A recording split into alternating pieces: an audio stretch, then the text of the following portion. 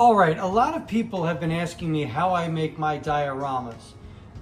They're relatively simple. You get a piece of insulation board. You can get that at Home Depot or Lowe's, or other places sell them online. But I like to go to Lowe's or Home Depot and just pick up a big board. I mark out my areas based off of the shelf I'm going to be designing for. Currently, I am designing for several detolf sized displays. These are all cut to size, and then honestly, to get those rock crevices, it's very simple. You just take a box cutter and just cut away, and as you work on them, you get these beautiful shapes and crevices that ultimately you will be painting over, dry brushing, and getting those details. All of these pieces get glued together with a crafting glue. They get coated over with Mod Podge, and then they become paintable, and I give them a quick paint, and then I Mod Podge them one more time so they're durable, and they become displays. But for now, I just thought I'd like to show you how I start. I'm not going to be painting just yet. I'll be doing the painting tutorial when it's time. All right, so I wanted to do a water feature, and what I like to do here is take this E6000 glue, because it causes a chemical reaction that basically looks like a water effect. Once you paint it and get it going, it's absolutely wild. So what I'm gonna do now, we've got our shapes. I showed you guys how to get the shapes. Everything's glued down, and I'm basically gonna take this. I'm gonna, this bottle's been mixed in with Mod Podge. So there's Mod Podge in here and this black paint, and I'm just gonna coat everything in black paint. Bottom, back, sides, you name it, everything gets painted black. So once we're black, I'll be back. All right, I did forget to mention that I love to use Deco Art's Snow Tex for my banks. It's wild, and you'll see in the final picture, it's this weird like sand glue mixture, and you just kind of apply it with a butter knife or a spoon or a spackle, or your fingers. I've seen people use their fingers, and it basically just spreads like butter, and it gives this like effect of a sandy riverbank or like a gravelly area, and I really dig it. I like it quite a bit. I use it on all of my water dioramas. Now, you don't have to do this. You could always just rely on your painting techniques, but I do like a little bit of substance just because it makes it a little bit more realistic. And that's just something, not that I strive for, but it's nice. It makes a difference, especially once you add like foliage and things like that. It just completely changes the dynamic.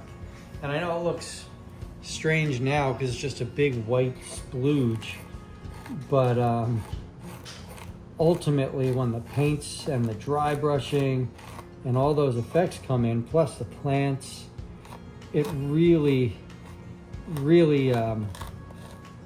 makes a major difference, and you'll see it in your build once you get used to it and find your particular style. If it goes on the water, that's okay. You're going to be painting over all that as well, and you can have different like lift sizes. It doesn't all have to be the same size or pattern. It's your shoreline, it's your design, and you can hear that it's not a smooth product. It's kind of rough and aggregate-y. And yeah, I dig it. I like it a lot. Now this does take a little while to dry, so you're not going to want to paint this immediately. You're just going to want to let it set, dry, and do its thing. Now sometimes the E6000 melts very deep into your foam, and if it does that, I like to use this realistic resin to just fill out the voids. Fortunately, I don't need to use that this time around, but it is there if you need it. All right, I'm gonna let this dry and we'll get back to painting.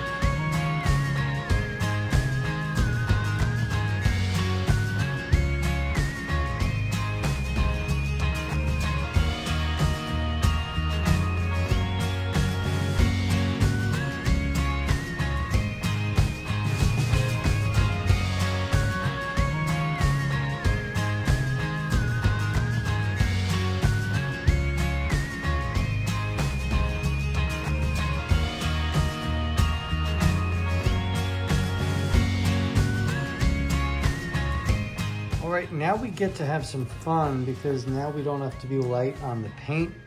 We're gonna paint our little creek or river. I like to start with the lightest color first, simply because it gives me my base and then I can do my darker colors around it. All you're gonna do is just paint.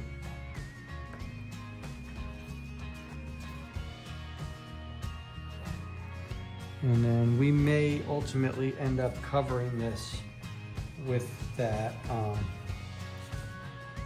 water solution I had showed you earlier.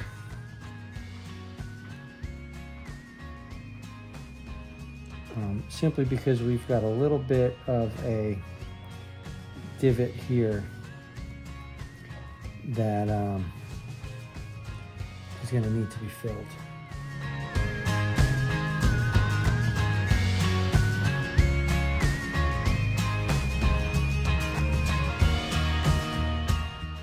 And this, ultimately, this may take a few coats because it is a thicker layer.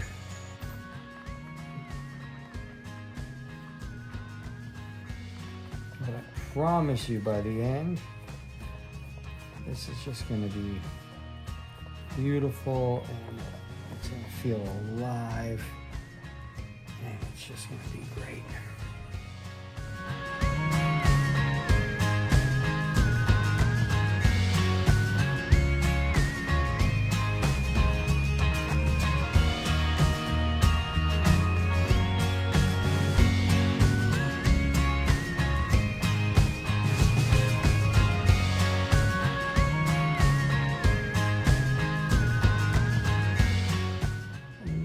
Bit tough for me because I'm left-handed and I've got this tripod in the way as I film this for you.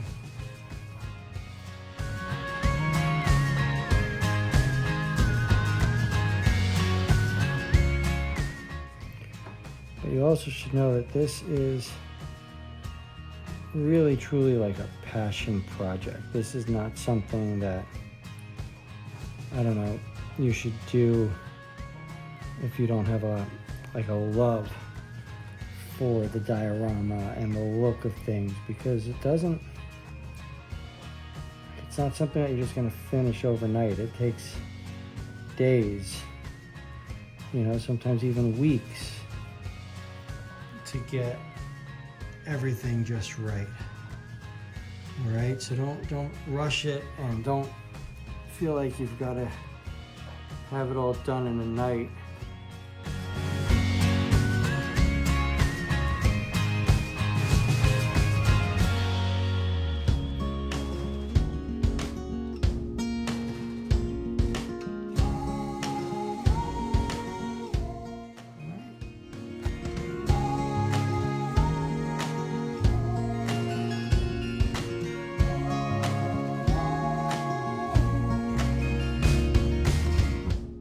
And I'll be back with the darker coats once this dries.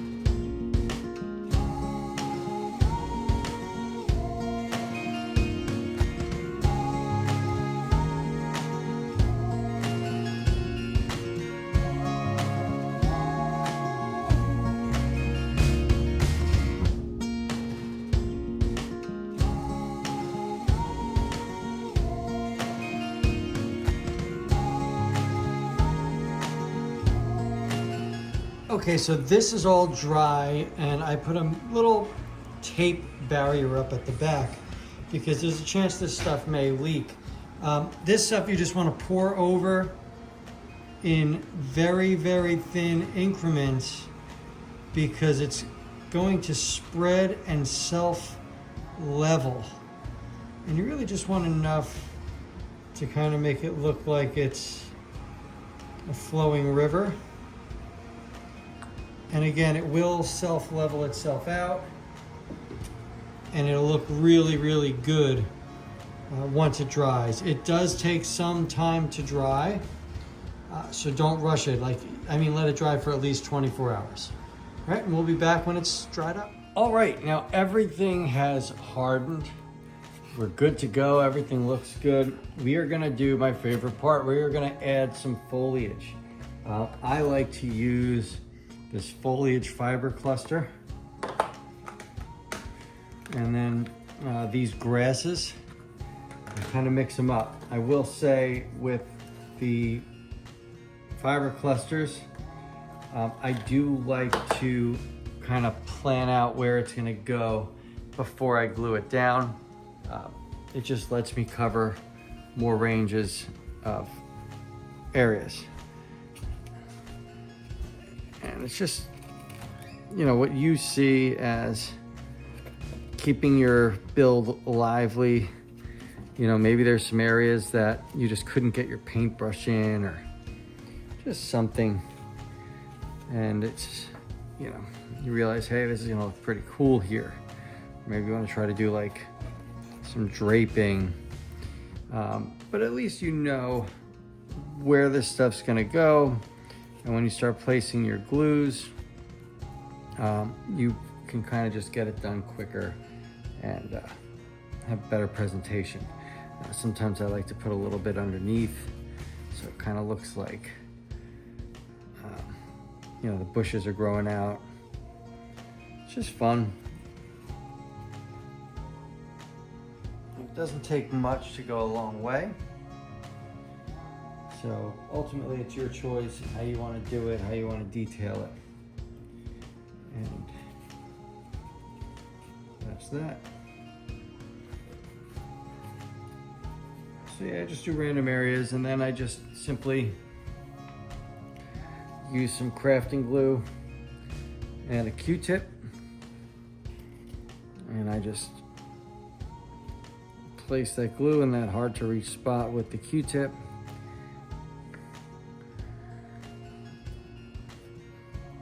And then I put my foliage.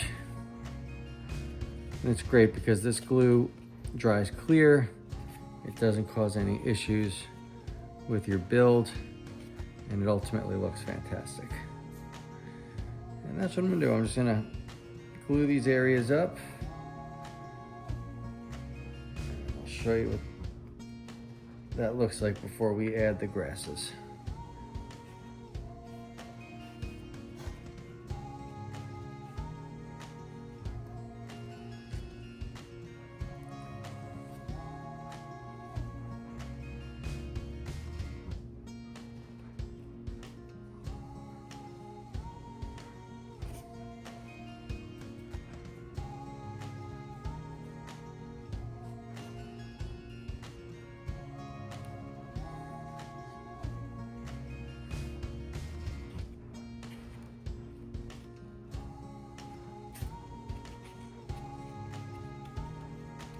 And these grasses just make such a big difference. All these grasses and fibers, and just brings it to life in ways that, just paint can't do.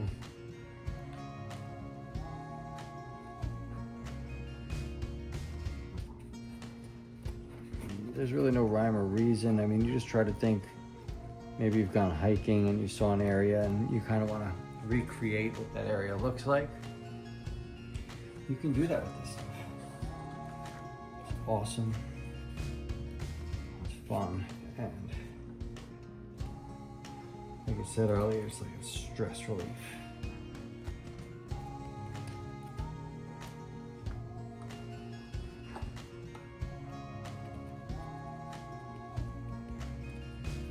fun. You get to let your creative side out.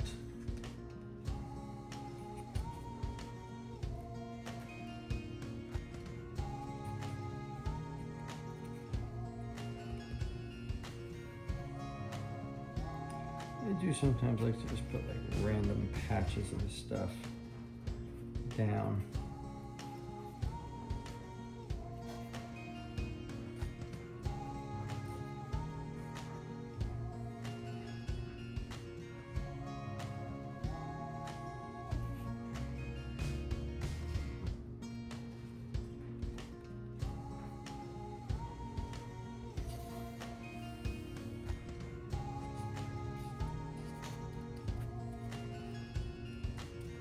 That's it. There. That's it. It's nice. I will say these grasses, they're a little bit more difficult to work with, just because they're so small. And I generally like to put these down by the riverbeds, and I just try to find areas that don't have the gravel. That kind of look like they could use a little bit more life.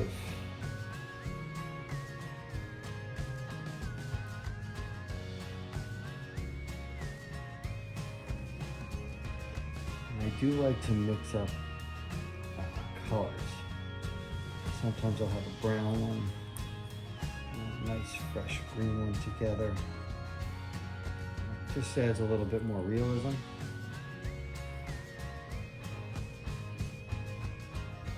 I'll put a nice single piece. I'll do a couple different spots. Put that brown piece in the middle and it just looks like it hasn't been kept. And starts kind of growing all over the place.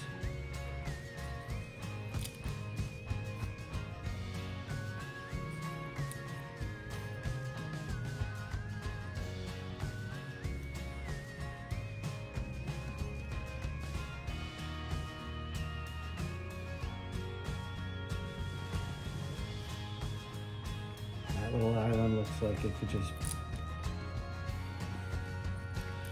When I do these water pieces, I always find myself thinking like, it's just like a nice little Jurassic Park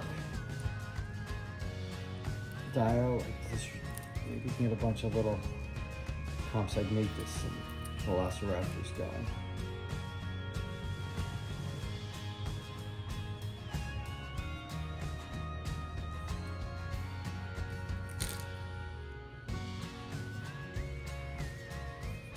But, I mean, that's it. And then sometimes you're gonna see that maybe you should be adding something in these crevices.